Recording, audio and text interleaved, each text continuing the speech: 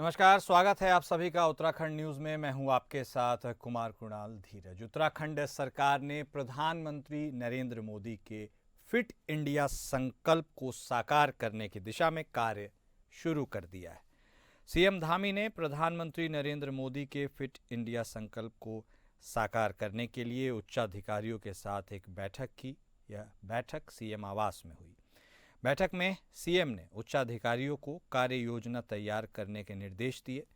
मुख्यमंत्री ने कहा कि प्रधानमंत्री ने देवभूमि उत्तराखंड में राष्ट्रीय खेलों के माध्यम से मोटापे के खिलाफ जागरूकता बढ़ाने का आह्वान किया था। ऐसे में प्रदेश में फिट इंडिया फिट उत्तराखंड की मुहिम शुरू की जाए। स्वास्थ्य जागरूकता से जुड़े मौजूदा प्रयासों को और अधिक प्रभावी बनाया जाए और इस अभियान में खिलाड़ियों को भी सक्रिय रूप से जोड़ा जाए। साथ ही रजत जयंती वर्ष के अवसर पर ड्रग्स फ्री उत्तराखंड संकल्प को सिद्धि तक पहुंचाने के लिए अभियान को तेज करने, ड्रग्स तस्करी पर सख्त कार्रवाई करने और समाज में व्यापक जागरूकता फैलाने हेतु भी अधिकारियों को निर्देश दिए गए। इस पहल से स्कूली छात्रों को भी जोड़ा जाए ताकि भविष्य की पीढ़ी नशे के दुष्प्रभावों से अवगत होकर एक स्वस्थ समाज के निर्माण में योगदान दे सके। तो उत्तराखंड सरकार ने प्रधानमंत्री मोदी के फिट इंडिया संकल्प को साकार करने की दिशा में अपना कदम बढ़ा दिया है। हमारे साथ हमारे संवाददाता सतीश कोठारी भी फोन लाइन पर जुड़ चुके हैं। सीधे उनका रुख करेंगे, उनसे बातचीत करेंगे। तो सतीश, देखिए, प्रधानमंत्री मोदी का संकल्प है कि फिट इंडिया एक कैंपेन है और इसे उत्तराखंड में बहुत प्रभावी तरीके से आगे बढ़ाया जाए। और क्या अब सीएम के इस मीटिंग से, उनके दिए गए निर्देशों से यह समझा जा सकता है कि इस कैंपेन को बहुत सीरियसली और इफेक्टिवली उत्तराखंड में आगे बढ़ाया जाएगा? क्या कुछ इस मीटिंग से निकलकर सामने आया?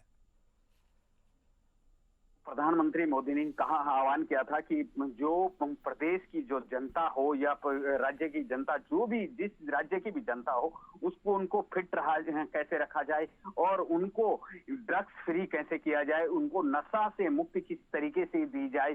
तो उसको लेकर लगातार प्रदेश सरकार भी बार बार एक आह्वान करती है और प्रदेश सरकार भी लगातार जिस तरीके से बातें करती है हर विभाग को, जैसे पुलिस प्रशासन, ड्रग्स कंट्रोलर को और इन सारे विभागों को जो है पुलिस प्रशासन लगातार मुख्यमंत्री धामी लगातार दिशा निर्देश देते हैं। वैसे उसी संदर्भ में कल जो मीटिंग हुई है उसमें जो है सभी अधिकारी बुलाए गए, पुलिस प्रशासन के बुलाए गए, ड्रग्स कंट्रोलर के बुलाए गए और अन्य जो योगा के माध्यम से सभी को बुलाया गया और सभी को बुला के कहा गया कि जिस तरीके से प्रदेश में ड्रग्स बढ़ रहा है उसको खत्म किया जाए, ड्रग्स फ्री किया जाए प्रदेश को। और प्रदेश में जो है लगातार जो इस तरीके की घटनाएं होती हैं, ड्रग्स की, नशा की, शराब, चरस, अफीम, गांजा, उसको हर हाल में मुक्त किया जाए। और 1 तारीख जो है ये प्रदेश में योग दिवस है, तो उस पर भी खास फोकस किया जाए। ठीक है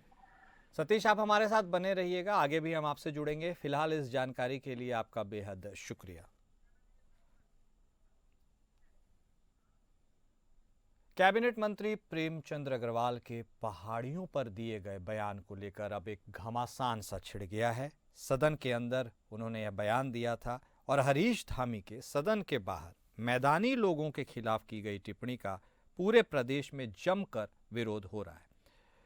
इस बीच कैबिनेट मंत्री सुबोध उनियाल का निकाय चुनाव के दौरान एक पुराना वीडियो सोशल मीडिया पर वायरल हो रहा है, जिसमें वो कह रहे हैं कि कई ऐसी जातियां हैं जो उत्तराखंड में आकर बसी हैं। वही इस राजनीतिक सियासत में बद्रीनाथ से कांग्रेस विधायक लखपत बुटोला ने प्रेस वार्ता कर कहा कि संसदीय कार्य मंत्री प्रेमचंद अग्रवाल ने ऐसा बयान देकर पहाड़ी मूल के लोगों की अस्मिता को ललकारने का काम किया है। इससे उनकी भावनाएं आहत हुई हैं। लखपत बुटोला का कहना है कि यह स्वाभिमान का मुद्दा है, न कि बीजेपी और कांग्रेस का। हमें यह समझना चाहिए कि किस अवधारणा के लिए राज्य बना है। पहाड़ी मूल की अवधारणा के साथ बने इस राज्य में कैसे शासन और प्रशासन दूरगामी क्षेत्रों में पहुंचे, कैसे विकास हो, लेकिन पहाड़ी क्षेत्र आज भी वंचित है। हमारे अधिकारों की बात होनी चाहिए। हम यहाँ गाली सुनने के लिए नहीं आए हैं, बल्कि बजट में हमारे लिए क्या है और हमारे लिए क्या नीतियाँ बनाई गई हैं, हम इसके लिए आए हैं। हम इस विधानसभा में आते हैं और पवित्र देवभूमि की विधानसभा में इस तरह की घटना होने के बाद भी सरकार और सत्ता पक्ष मौन है, जो अपने आप में बेहद दुखदाई है। विधानसभा के अंदर जो आचरण हुआ है, उस आचरण से जो लोग आहत हुए हैं, जो लोगों के दर्द छलका, जो पीड़ा छलकी है, उस पर कई तरह की प्रतिक्रिया आ रही है। मैं स्पष्ट कर दूं कि जो उत्तराखंड का मूल स्वरूप है वो पहाड़ियत को लेके बना है, पहाड़ी सोच के लिए ये राज्य बना है, पहाड़ी अवधारणा के लिए राज्य बना, उसमें कहीं कोई सोचने वाली बात ही नहीं। और हम बहुत संवेदनशील राज्य से आते हैं, और उस राज्य में भी हम उस जनपद से आते हैं जो चाइना से लगा हुआ, जहाँ विकास कोसों दूर है, और वैसे राज्य से के जिस बहुत ही पिछड़े भूभाग से हम आते हैं, वो बहुत संवेदनशील है। और ऐसी परिस्थितियों में मैं आपसे बता सकता हूँ कि यहाँ की सरकार को, केंद्र की सरकार को, सभी लोगों को, वहाँ के जनप्रतिनिधियों का, वहाँ के लोगों का, वहाँ की भौगोलिक परिस्थितियों का ध्यान रखने की जरूरत है। हम इस प्रदेश के लोग, वो जनपद जो हमारा है, वो जनपद इस प्रदेश को भी, इस देश को भी प्रकृति भी देता है, प्राकृतिक संसाधन भी देता है। और यह घमासान अब किस ओर जाएगा, यह बहुत बड़ा सवाल है। लगातार हमारे साथ हमारे संवाददाता सतीश कोठारी बने हुए हैं, उनसे बातचीत करेंगे। सतीश, तो क्या अब यह एक सियासी युद्ध अलग से छिड़ गया है? क्योंकि जिस तरह से पहाड़ियों पर यह टिप्पणी की गई है, मैदानी इलाके वालों लोगों पर भी थोड़ी बहुत चर्चा हुई है। ऐसे में अब विपक्ष को एक मौका मिला है हमलावर होने का। इस पूरे वाक्य के भी बारे में बताइए, और मौजूदा जो ये रणनीति है विपक्ष की सरकार को घेरने की, उसमें वह कितना सफल हो पाएगी? देखिए, मैं बात करूं विधानसभा सत्र की, तो विधानसभा सत्र चला, और विधानसभा सत्र में ये सत्र वो बहुत बड़ा हंगामेदार रहा, जिसमें लगातार टिप्पणियां हुई। जिसमें पहले दिन से शुरुआत हुई, तो पहले दिन शुरुआत हुई कि प्रेमचंद अग्रवाल के ये बोल पे कि जो है शराब पी के जो है विश्व विधायक, कांग्रेस के विधायक जो है विधानसभा सत्र में पहुंचे। फिर दूसरे दिन जो है उस पे हंगामा चला। फिर तीसरे दिन जब प्रेमचंद अग्रवाल सत्र में आए, तो तब भी उन्होंने कुछ अभद्र टिप्पणी का बात कर दी। तो ये देखते हुए लगातार जिस तरीके से सत्र चला, सत्र एक इस समय बहुत बड़ा हंगामेदार रहा, और प्रेमचंद अग्रवाल के लिए तो ये सत्र बहुत बेकार, बहुत बुरा रहा, क्योंकि जिस तरीके से जो है उन्होंने लगातार विवादित रहे, और वो विवाद जो है पीछा छोड़ नहीं रहा है उनका। लगातार जो है ये विवादों का समस्या रही है, और ये अभी तक प्रदेश की जनता की बात करें या चाहे अन्य कार्यकर्ताओं की बात करें, चाहे मैं बात करूं, चाहे प्रदेश के जो भी दल हैं या प्रदेश में जो भी ये लोग हैं, प्रदेश की पहाड़ की जनता हो चाहे प्लेन की जनता हो, इस बात पे बहुत ज्यादा नाराज है मंत्री प्रेमचंद अग्रवाल से और सरकार से। साथ में जो है एक विवादित बयान जो है फिर सुबोध उनियाल का आ गया, फिर रितु खनूरी, फिर महेंद्र भट्ट जी ने टिप्पणी कर दी कि जो लोग इस तरीके की बात करेंगे, जो लोग ये फैलाएंगे, उनको जो है मुकदमा किया जाएगा। ये लगातार चला, और इसमें बहुत ज्यादा समस्याएं बढ़ रही हैं भाजपा के लिए। अब देखना ये होगा कि प्रेमचंद अग्रवाल पे कार्रवाई होती है या टाल मटोल किया जाता है। ठीक है सतीश, जुड़े रहिएगा आप हमारे साथ, आगे भी हम आपसे बातचीत करेंगे। फिलहाल आपका शुक्रिया। वही अब बात करेंगे उत्तराखंड के सरकारी स्कूलों की, जहां एक बार फिर से चौंकाने वाले आंकड़े सामने आए हैं। यहाँ पे कई ऐसे स्कूल हैं जहां बच्चों की संख्या 1 से लेकर 5 तक है।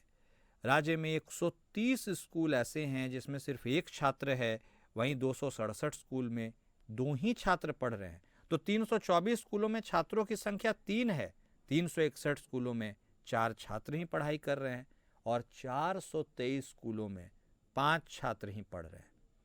इसको लेकर उत्तराखंड बीजेपी की प्रदेश प्रवक्ता हनी पाठक ने कहा, आंकड़े वाकई चिंताजनक है, लेकिन राज्य सरकार की तरफ से लगातार स्कूलों में बच्चों की संख्या बढ़ाए जाने की कोशिश की जा रही है। पलायन भी एक मुद्दा रहा है, लेकिन रिवर्स पलायन पर सरकार का जोर है, और उसके बाद स्कूलों में बच्चों की संख्या बढ़ने की उम्मीद है, और कोई भी स्कूल बंद नहीं किया जाएगा।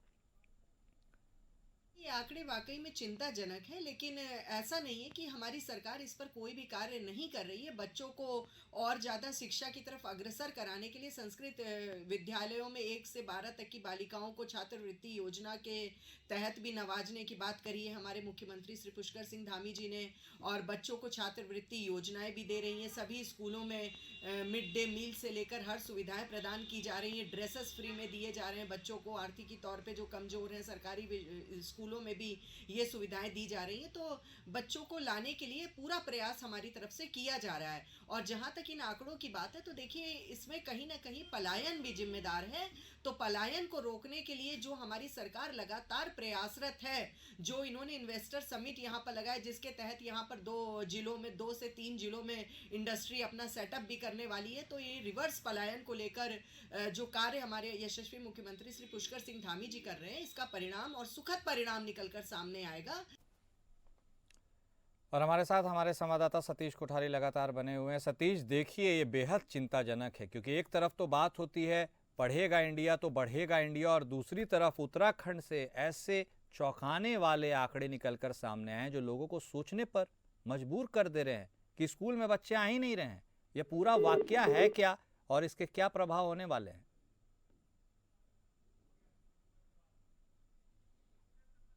लगता है संपर्क हमारा हमारे संवाददाता के साथ टूट गया है। हम एक बार फिर से कोशिश करेंगे उनसे जुड़ने की, लेकिन यह अपने आप में बेहद चौंकाने और हैरान कर देने वाली खबर है। हालांकि देखते हैं अब इसमें क्या कुछ निकलकर सामने आता है। और वहीं अब बात करेंगे आरटीओ कार्यालय देहरादून की, जहां पर एक नए एआरटीओ ने अपना पदभार संभाल लिया है। नवनियुक्त एआरटीओ को लेकर के अब वहां पर मीटिंग हो रही है और इसकी अध्यक्षता आरटीओ प्रशासन सुनील शर्मा ने की।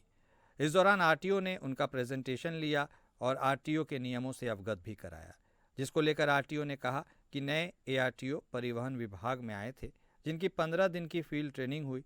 उन्होंने बताया कि आज इनका प्रेजेंटेशन लिया जा रहा है, इसके बाद इनकी तैनाती कर दी जाएगी। तो आरटीओ कार्यालय देहरादून में यह नवनियुक्त एआरटीओ को लेकर एक मीटिंग रखी गई थी और इसकी अध्यक्षता खुद आरटीओ ही कर रहे थे। सुनील शर्मा इसके पूरी अध्यक्षता करते हुए नज़र आए। उन्होंने उनका प्रेजेंटेशन भी लिया और उसके बाद उनको नियमों से अवगत भी कराया और आश्वस्त किया कि 15 दिन की फील्ड ट्रेनिंग हुई है, प्रेजेंटेशन लिया जा रहा है और इसके बाद अब इनकी तैनाती भी कर दी जाएगी।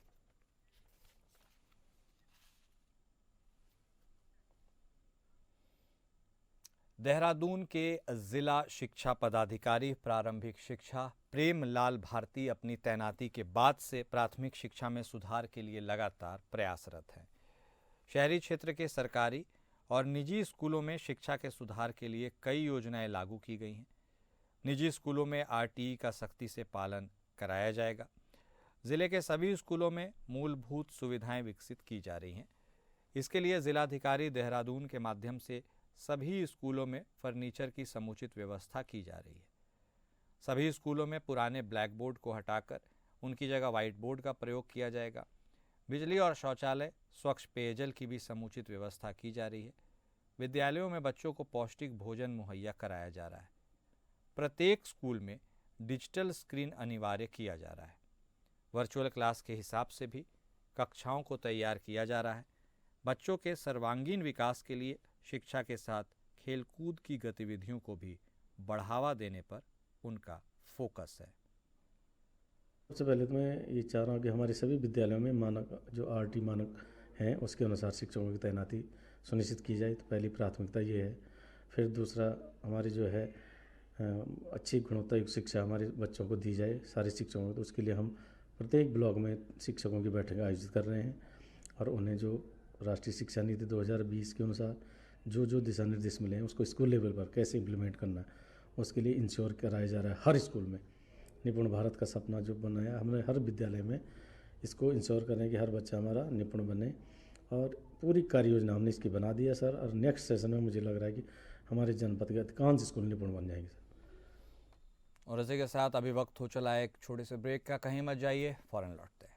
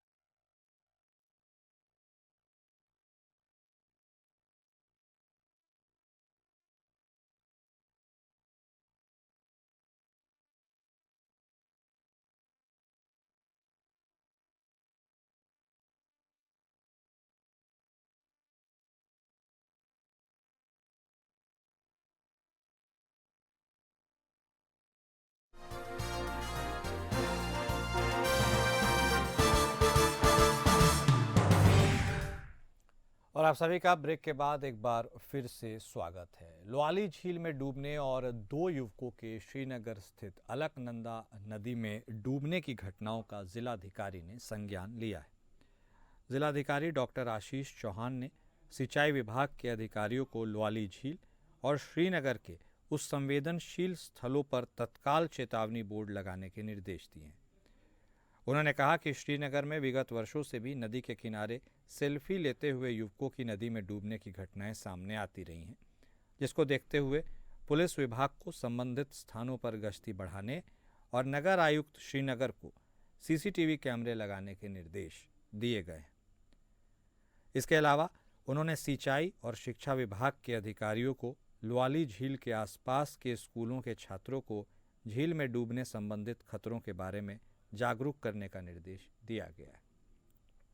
उस संबंध में जो इरिगेशन डिपार्टमेंट है वो वहाँ पे एक डिस्प्ले बोर्ड भी लगाएगा और साथ ही वहाँ के बच्चों को एडुकेट करने के लिए एजुकेशन डिपार्टमेंट को भी मेरी तरफ से डायरेक्शंस जाएंगे कि वो बच्चों को संबंध में जो भी ट्रेनिंग दी जानी है कि किस तरीके से वाटर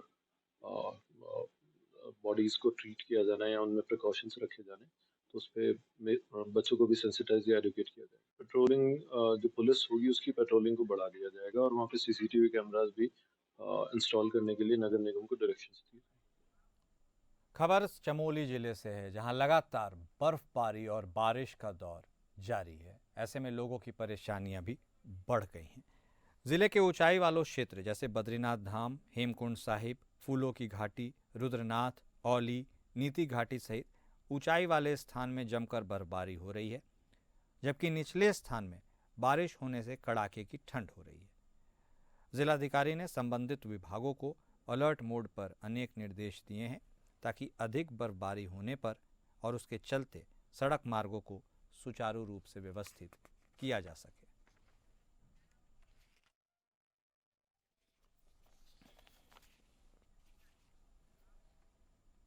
उत्तराखंड में मौसम विभाग ने एक बार फिर जबरदस्त बर्फबारी और बारिश को लेकर अलर्ट जारी कर दिया है।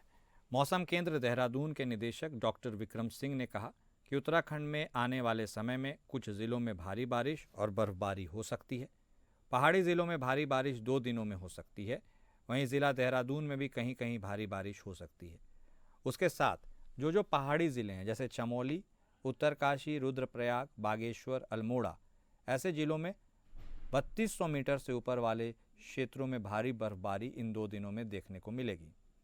इसलिए इन 2 दिनों में पहाड़ के अधिकांश जिलों में भारी बारिश और बर्फबारी की चेतावनी मौसम विभाग ने जारी की है।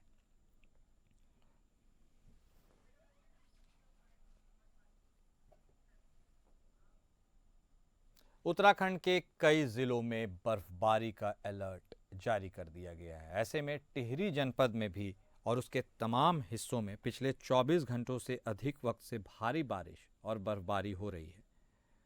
भारी बारिश और बर्फबारी से ठंड ने ठिठुरन बढ़ा दी है। वहीं दूसरी ओर सूखे की मार से फसलों को बर्बाद होता देख किसानों के चेहरे पर रौनक देखने को मिल रही है।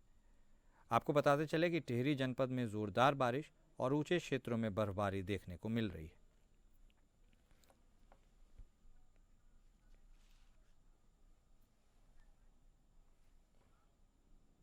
उत्तराखंड के कई जिलों में भारी बर्फबारी और बारिश का अलर्ट जारी किया है। ऐसे में बागेश्वर में भी उसके कई इलाकों में बारिश और बर्फबारी का सिलसिला जारी है। कपकोट तहसील के उच्च हिमालयी क्षेत्रों में बर्फबारी से ठंड बढ़ चुकी है। मल्लादानपुर और विचला दानपुर के गांव बर्फबारी से ढक चुके हैं। पहाड़ों में झमाझम हो रही बर्फबारी और बारिश से ठंड बढ़ गई है। जिला प्रशासन बागेश्वर ने एडवाइजरी जारी की है। शैक्षिक संस्थानों में मौसम के अनुसार अवकाश जारी रहेगा। ग्रामीणों ने कपकोट क्षेत्र के बर्फबारी के वीडियो जारी किए हैं।